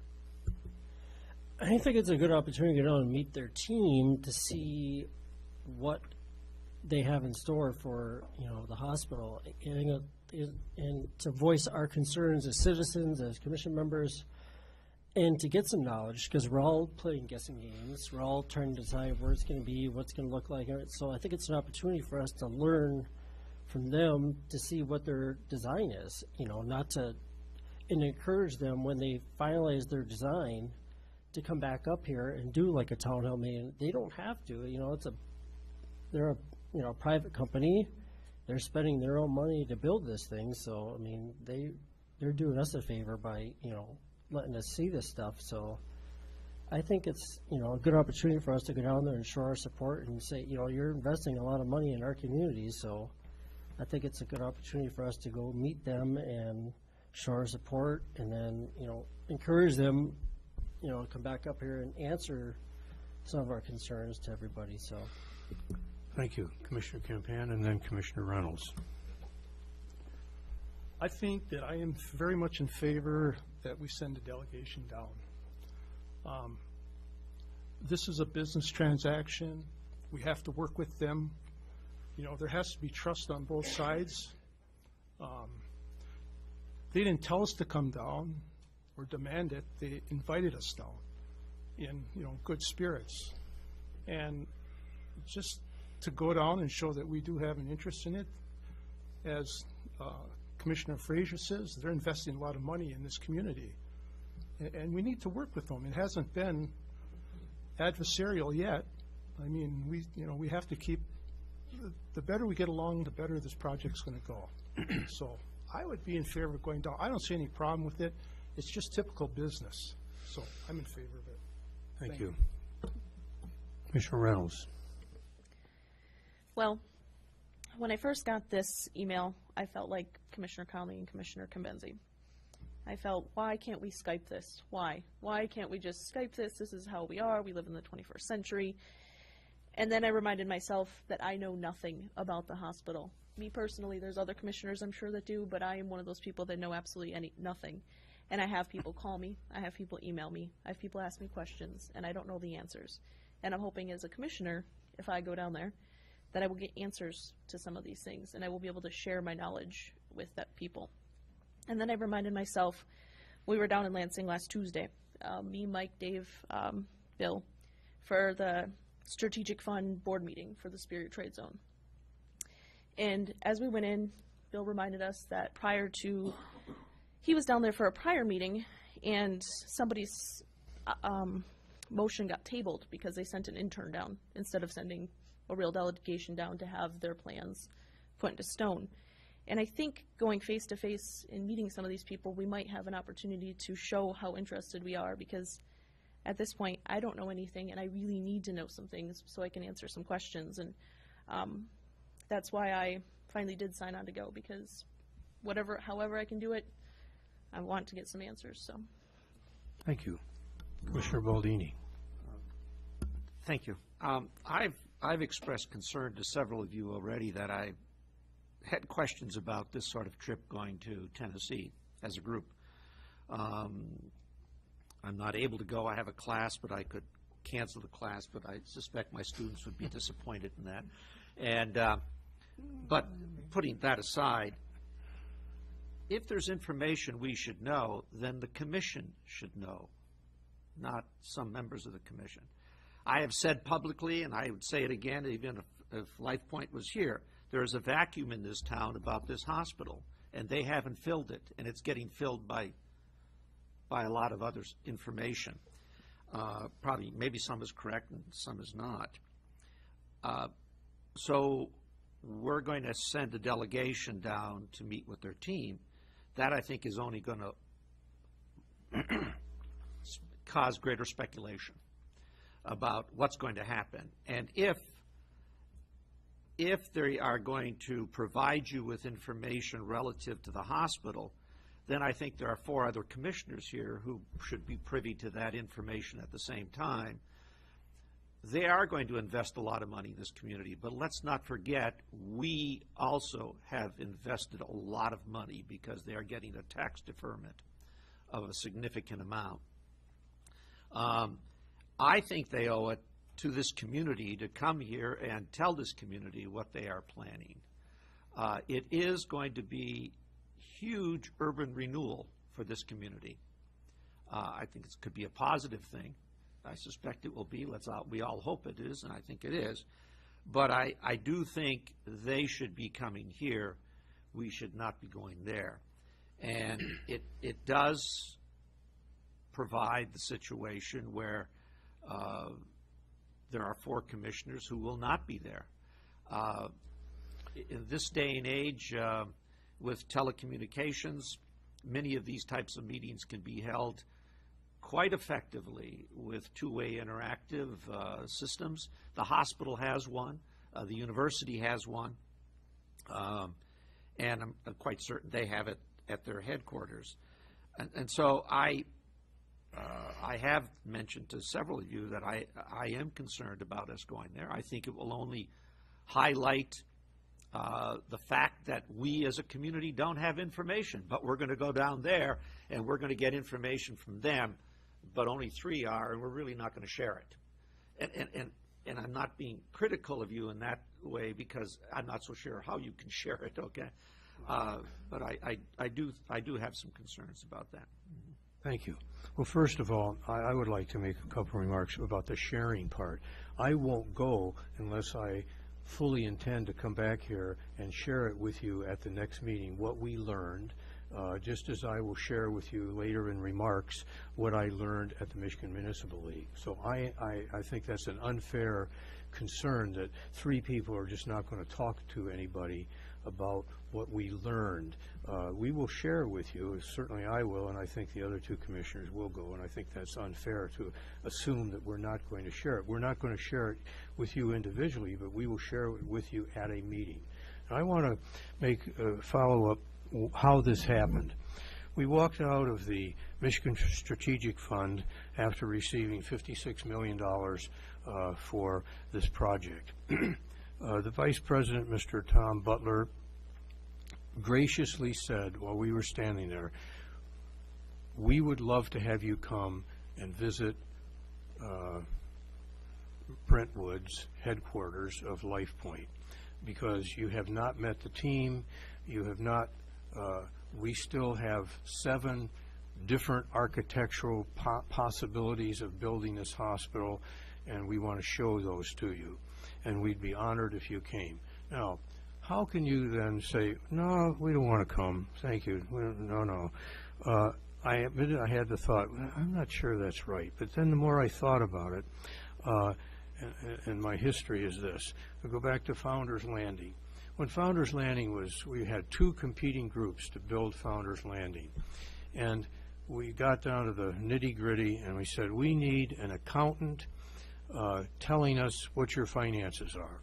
The next week, the accountant, one group had this one piece of paper, and it just didn't look right. So I Googled that accountant, and it was a person who'd been in business for 6 months. His office was in a strip mall, and he was not a CPA, and he did income tax returns.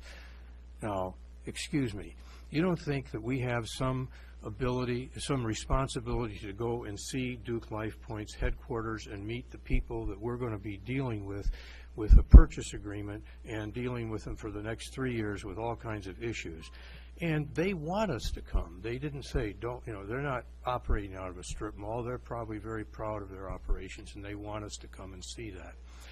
And similarly, if this isn't going to happen probably, but if General Motors was going to build a $400 million auto plant here, and they said, we'd like you to come down to Detroit and meet our team, we'd say, what would you say? No, I don't want to come. You should come here.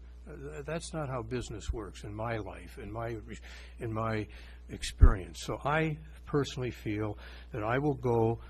I want them to get to know us, those who can come. I want to get to know them. I want to see, is their operation in a strip mall? Do they have a CPA that's been in business for 6 months, or an architect who's an intern at the Nashville Elvis Presley Architect School for associate degrees? No, I want to see who they are. That's why I got elected.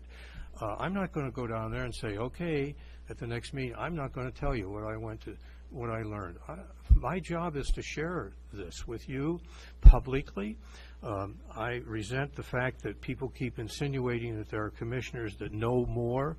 I'm the mayor. I don't know any more than you know as commissioners, but I want to go there and find out. And frankly, I'm doing this at a personal sacrifice. I was scheduled to do something else that week.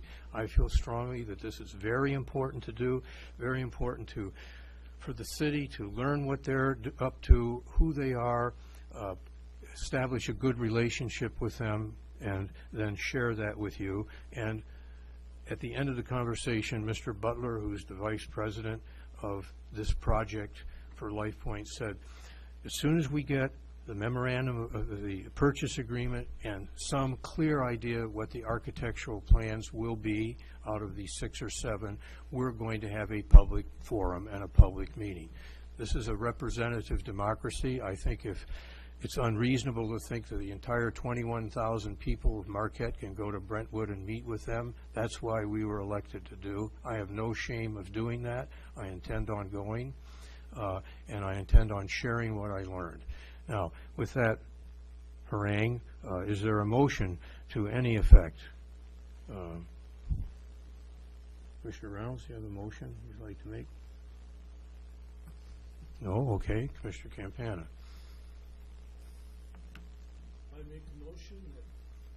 I would like to make a motion that we permit this trip to occur and send the mayor,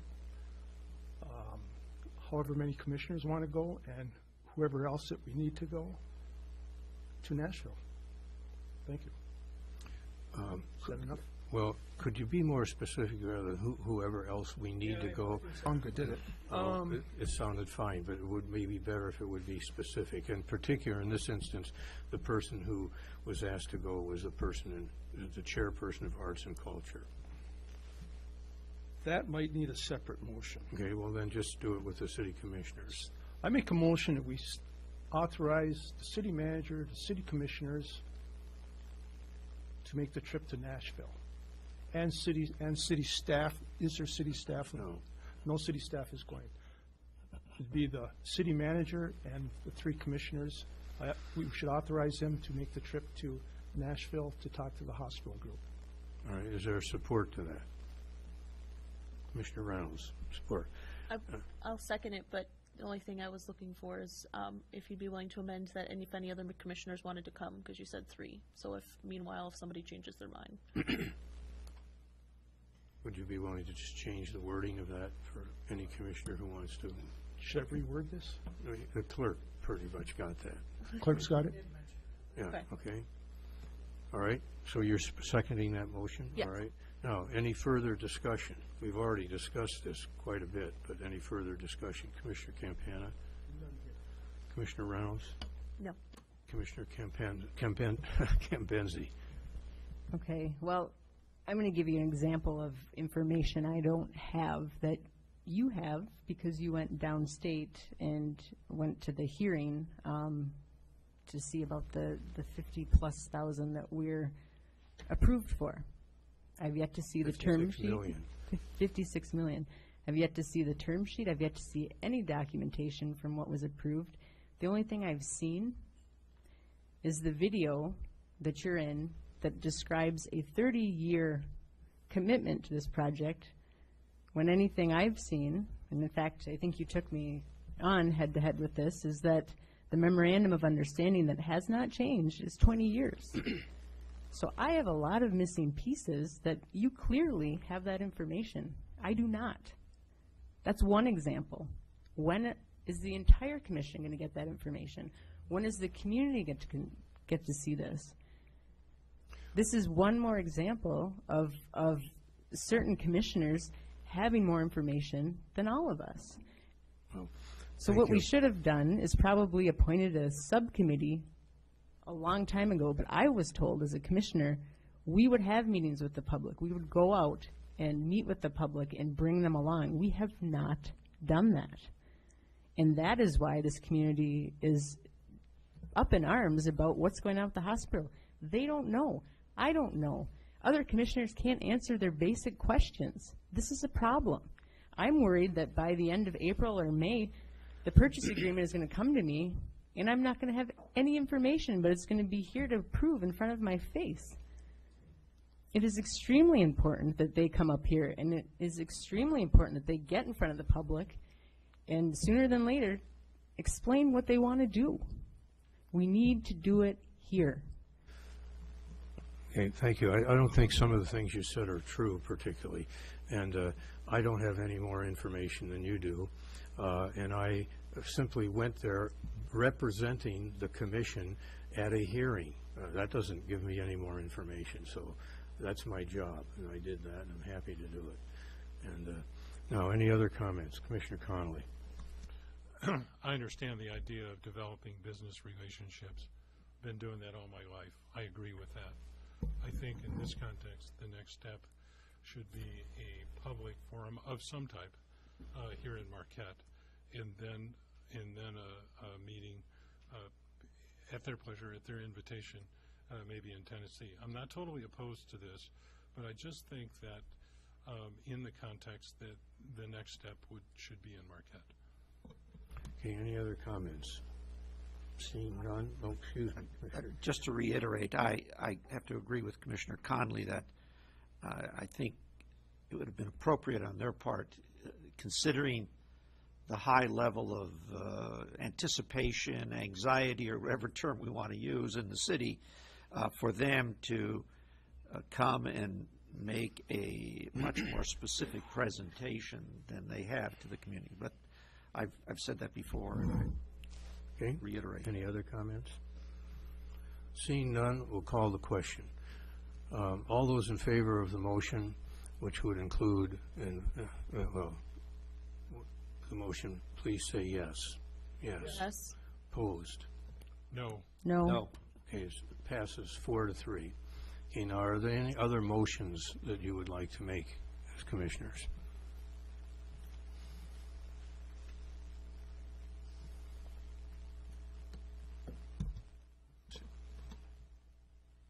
Commissioner Connolly.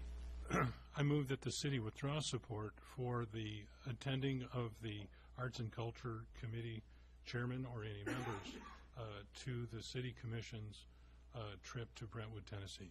Is there support to that motion? Commissioner Cambenzi. Support. Commissioner Connolly, any further comments regarding that you have? I see no compelling reason for the Arts and Culture Committee to go in, particularly in the absence of Planning Commission, some of the other important staff members, things like that. and I can't see reimbursing expenses for this. I would be accepting an offer for somebody to go along at their own expense, but I can't see the city paying for it. Thank you. Commissioner Kamenzi. I concur with Commissioner Conley. Okay, any other comments? Commissioner Reynolds. Just a question, maybe for you, Bill. I'm not sure how it came about, or maybe you, Mike, just to answer the question. How was it that it came about that we chose to invite Walt and to join the trip? Mr. Manager. Thank you. Well, I think the logic behind that was they had made statements when they were talking about rolling out the design of the hospital that they wanted to make an iconic structure.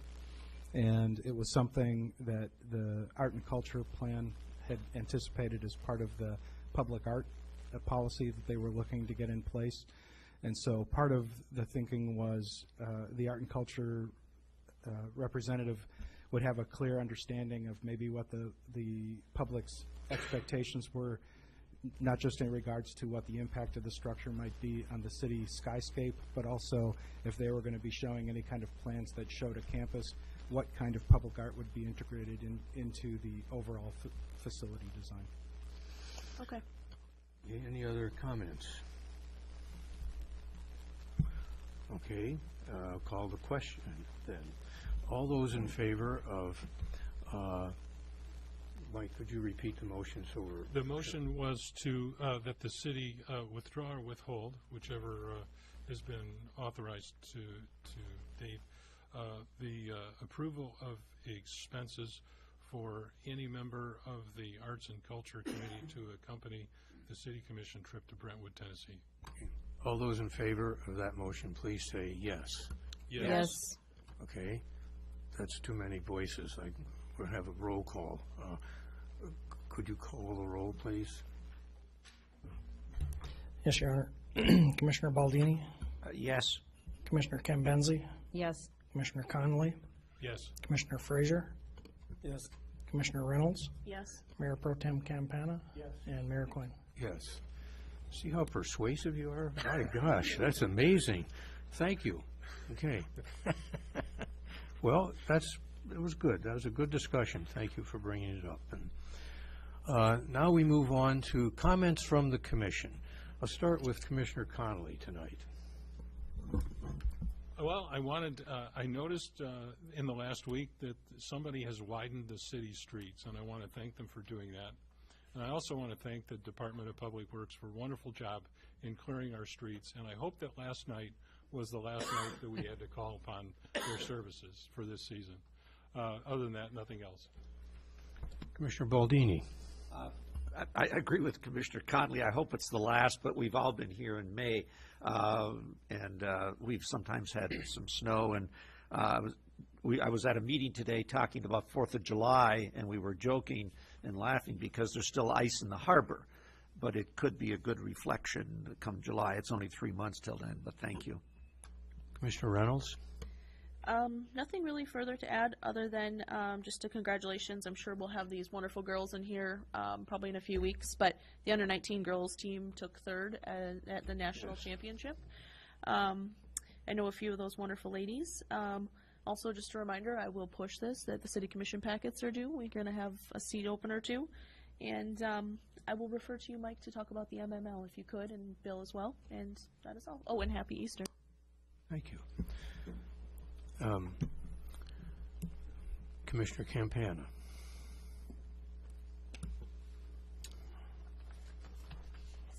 We had 3 good presentations tonight. Happy to have them. The MML, the mayor's going to speak on that. I will say, I went down, Sarah went down. That was it of the commissioners. You know, it's a great opportunity. I'll make it real quick. It's a great opportunity to network, meet with other commissioners, elected officials from other cities, especially in UP, and you share common problems. It was my 2nd year, and I think each year it gets better.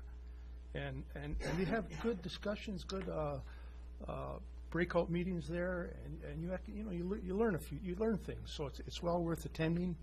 I would hope that my fellow commissioners attend next year. It's well worth it. And I think we need to have some public forums on this hospital issue. I assume we will. I assume after this trip that hopefully they will come here, and hopefully the people of Marquette need to hear what's happening. I don't think they're all up in arms. I don't. Nobody's come up to me and complained, to be truthful. Everybody's happy that they're coming, but they would appreciate an open meeting, an open forum, and some more information being passed out. Thank you. Commissioner Frazier? Sad to see Bob Chapman go. I worked with Bob on the Prescott Valley Committee for a long time, and he was a great chair, great person, great motivator on that board. It was a lot of fun to serve with him, so I hope he can get another board or maybe in turn an app for a commissioner seat or something like that. I think it'd be good for either one. I didn't know joining the commission made you feel old. I happened to take a trip with my daughter's third grade class to NMU's technology program, and one of my daughter's classmates kept on coming up to me and telling me, "I thought you were younger. I didn't know I didn't know Petra's dad was old." And I looked at him, kind of shook my head, and he asked me again. I didn't know Petra's dad was older, and I thought, well, I guess joining the commission makes you old. So other than that, okay. I feel young when I'm in here, though. Thank you. Well, I'm not going with your daughter anywhere then if she thinks you're old. Commissioner Cambenzi. Well, to make you feel better, I stopped myself when I was talking about the erosion on Prescott Island and where certain landmarks were when I was younger and where they are now, because there's lots of landmarks that have washed away. And with that, yes, spring is here. Hopefully it'll stay. I'd like to thank the residents that have concerns about the potholes this time of year. It's just notorious for, I guess, them appearing and filling them up, but as soon as we get water, they wash away. So just be patient. And once we get rid of the snow for good, I'm sure we'll get the roads in as good of shape we can get them in. I'd like to put in a plug for the girls' state. We've got 12 girls that would like to go. I did send in my donation. I'd like to continually challenge my commissioners to either donate to girls' state or boys' state. I haven't checked with Patty, but I know they've gotten some more donations in. It's a great event for when all of us are termed out or we no longer want to do this anymore. I did pick up my packet today for re-election.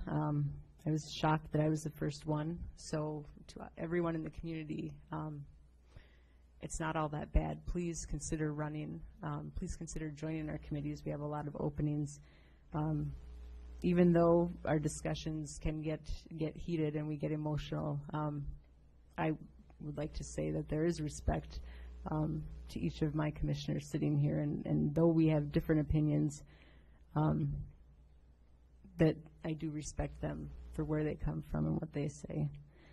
Lastly, I would like to congratulate our MAPS Alpine Division I champs, and thank Jason DeBose for actually connecting us with our sister city in Finland. I think that was great that he was here, and I'm honored that I got the opportunity, along with Commissioner Baldini, to attend his second presentation and accept the award on behalf of the city.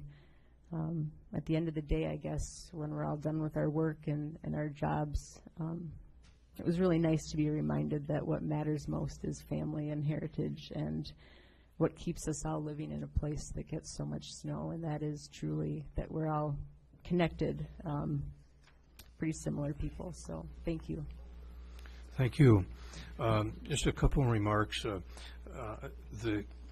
The city manager's office has this book with Jason's photographs in it, and they are spectacular. It's worth reading and looking at. And I hope you didn't mind my allowing him to speak at the announcements because of his connection with Keani. And a delightful man. He's going to be here a week, so if you run into him, be nice to him and give him some nice UP courtesies. A comment on I can't read my writing here. Which is, okay, I can't comment on that because I can't read it, but two other comments. apologize for the two oversights. I had so many moving parts here today, I got screwed up, so I apologize for not getting the consent agenda approved. My apologies. The Michigan Municipal League, I'm going to ask the city manager to give a little more detailed, very busy schedule we had at the Michigan Municipal League, and it was extremely worthwhile going. I've been to many of them, and it felt like, boy, this was worthless, but this was mainly because of all the people we talked to and networked with. And I have two things to share with you, in addition to what Bill is going to tell you. The two comments I had, the two most common comments were, first, we had UPer dinner Tuesday night. There were probably 60 Upers there, and it was kind of nice because we'd been with 500 people who weren't Upers, and they had a wonderful time, and the 4 representatives were there and talked about the legislation and the varied legislative things that were affecting us all. And after about a half hour, I kept getting this question because I had my sign on, Mike Coyne Mayor. Every single person that saw me said, "Oh, where's Johnny?" And I was kind of offended. I said, well, you know, so I went to John Keeble and I said, you know, everybody's asking me, where's Johnny? He says, me too. Everybody comes up and says, where's Johnny DePietro? So he got up prior to his speech saying, I want to make a public announcement on behalf of me and the mayor of Marquette. Johnny DePietro is not here. And the whole crowd went, oh. So Johnny is a loved figure down there and just made a great impression, especially on the pub crawl, okay? And a couple of them complained about that. They still weren't feeling well after the pub crawl. And the other, comment was,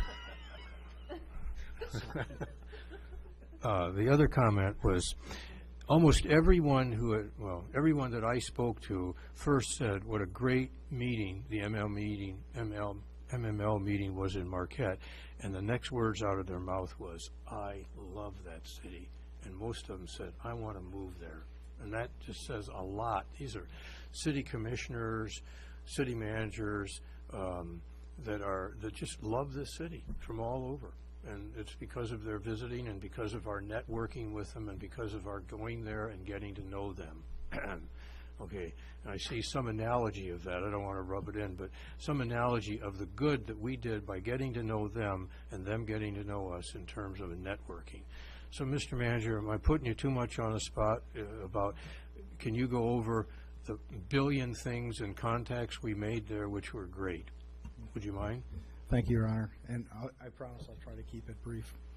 For a lot of people who hear these acronyms, but they don't pay close attention to them, about 100 years ago, an organization formed called National League of Cities, and the version of that that we started here in Michigan all those years ago is something called the Michigan Municipal League, and it's basically an association of all the different cities around the state of Michigan with a goal towards trying to facilitate more common understanding of how governments work and how issues across Michigan that face us all equally might need different kinds of networking relationships or resources or abilities to reach out to try to find the best common solutions and common policies.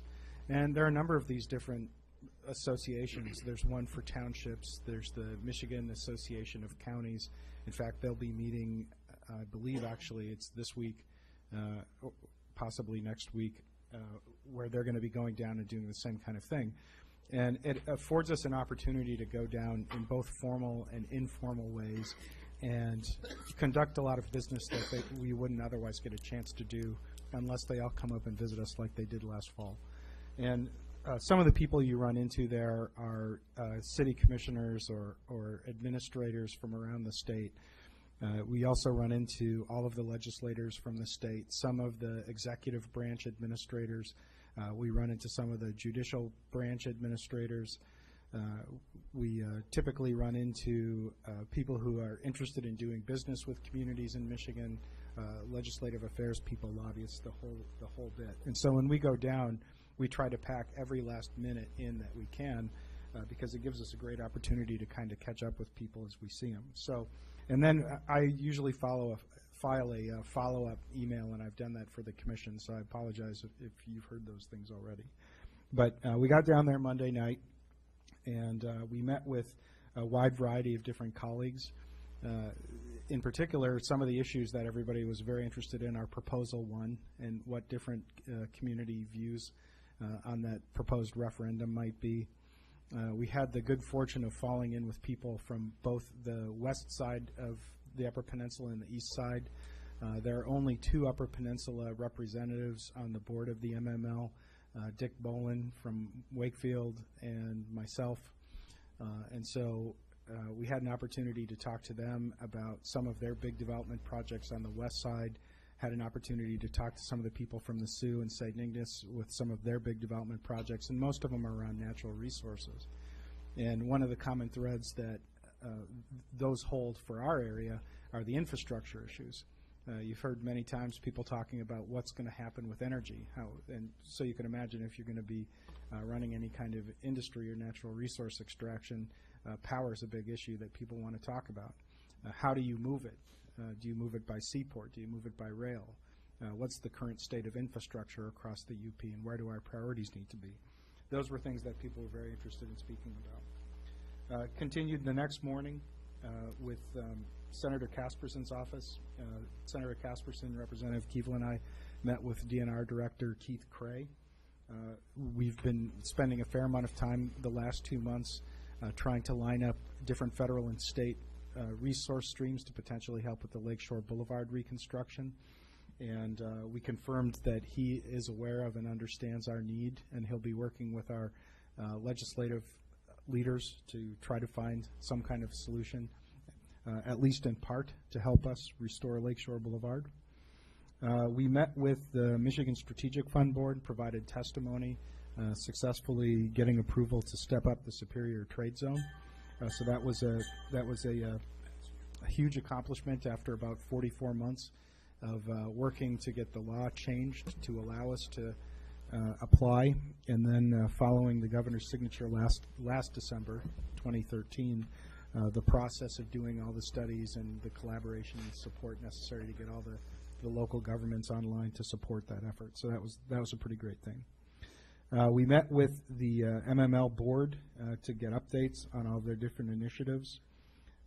We also met on Tuesday with the Department of Veterans Affairs to talk about some of their long-term issues with the Jacobetti facility and some of the armory consolidations that are rumored but haven't been really fully discussed publicly yet. We had some discussions with Tom Butler from LifePoint, kind of associated with their project and their operations. I anticipate that we're going to be hearing more about that shortly after the trip, so we'll provide an update on that. We had, usually Tuesday nights, we have what's called the UP caucus. And, Your Honor, you described it a moment ago, but essentially it's all the elected leaders and the appointed leaders, the attorneys, everybody who is somehow associated with governance, local governance in the Upper Peninsula. They all come together. And typically there are vendors there as well. I kiddingly refer to them as the Medicis, but our Miller Canfield Bond Council is there. They're very important people to stay in touch with. They're very interested in the financial affairs of the city, and in particular how that might have an impact on our debt rating and our ability to release debt. So we typically have sidebar meetings with them to talk about some of the challenges we're facing in anticipation of the summer bond cycles. We met Wednesday morning with the Michigan Association of Mayors for their legislative breakfast. We had an opportunity to have the mayors engage with the legislative leaders from around the state and ask them questions about different kind of policy initiatives that are before both chambers this session. They usually have a vendor expo. In this particular case, I chose to spend my time with a group of recycling vendors.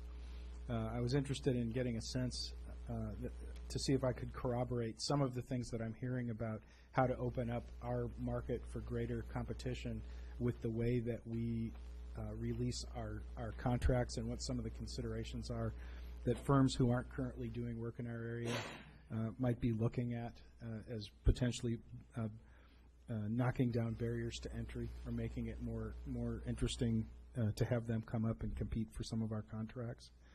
We intended an awards banquet, which was Wednesday at noon and departed shortly thereafter. So all those things that we got done were roughly between 7 o'clock Monday night and 12 o'clock Wednesday afternoon. So it's pretty much a nonstop thing, sir. Thank you. Just one thing in follow-up. This is incredible. I was having breakfast with three city commissioners and the city manager from Ontonagon. And to be conversational, I said, so how's the economic development going in Ontonagon?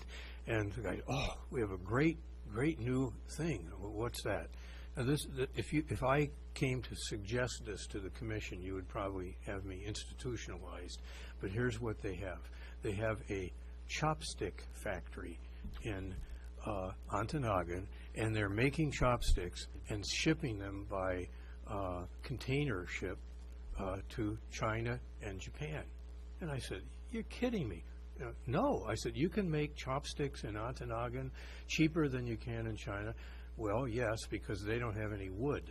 And we're using basswood, and it's a great business, and they're going to expand into toothpicks.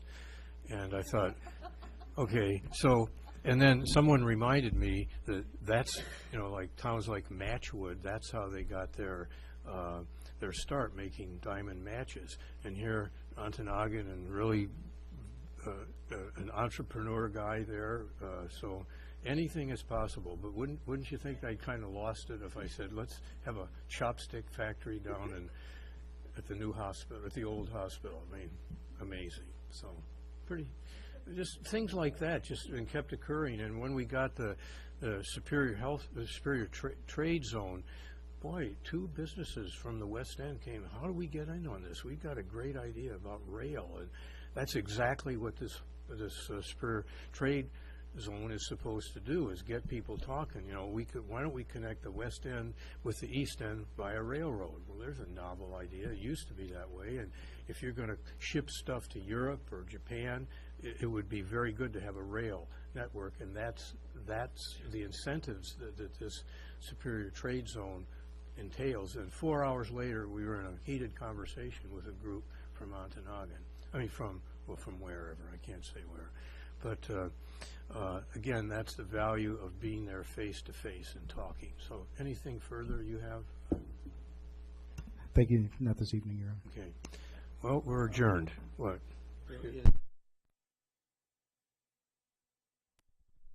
I think the city manager is speaking at an entrepreneurial conference at NMU regarding the smart zone, the new trade zone, all those things. Am I correct? And I don't know what time it is. Yes, Your Honor. Actually, let me go back just as a reminder.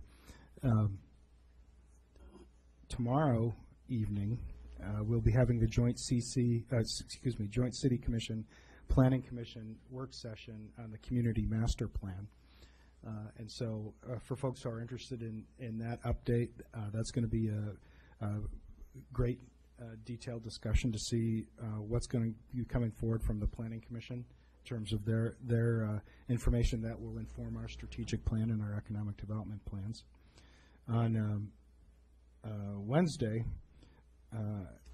I will be having a discussion with a NMU Masters in Public Policy class on how regulations are constructed in local government. On Thursday, there's a second annual NMU celebration of entrepreneurship, and I'll be giving a discussion that morning at 9 o'clock in the Don H. Bottom University Center on how all of these different investments that we're making in smart zones and next Michigan zones all work together. And anybody who's interested, there's a contact. I'd be glad to give it. Her name is Jody Lindberg. She's the Assistant Dean of the College of Business. Her telephone number is 227-1894. And Of course, it's a for a fee seminar for Northern, so if you're interested in attending and you're not a student, you might have to pay to get in, but I'm sure they'd make exceptions for anybody in city government. Thank you, Tom, for bringing that up. That we're adjourned.